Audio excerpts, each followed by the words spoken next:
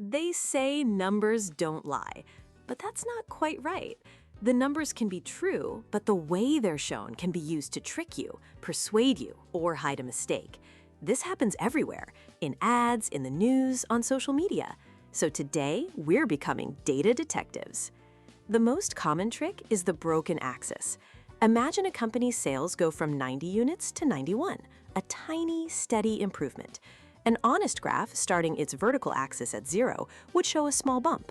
But what if the graph maker breaks the rules? They start the axis at 89 and only go to 92. Suddenly, that 1-point jump takes up a third of the whole chart. To a casual glance, it looks like sales have skyrocketed. The detective tip is simple. Always look for the 0 on that vertical axis. If it's missing, the graph is trying to exaggerate a small difference. Another trick messes with your brain's perception of size. Let's say a town has twice as many cars this year. To show this, an artist uses a car symbol. But instead of just making the new symbol twice as tall, they make it twice as tall and twice as wide. Your brain doesn't just register height, it sees area, and doubling both dimensions makes the symbol look 4 times bigger. The visual impact suggests a 400% increase, not the actual 100%.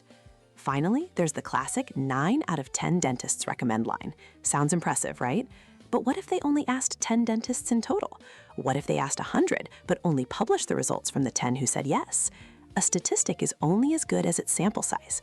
Always ask, how many people did they talk to? So be skeptical, check the axes, question the sample size. Seeing through the smoke and mirrors isn't just a math skill, it's a survival skill in a world full of data.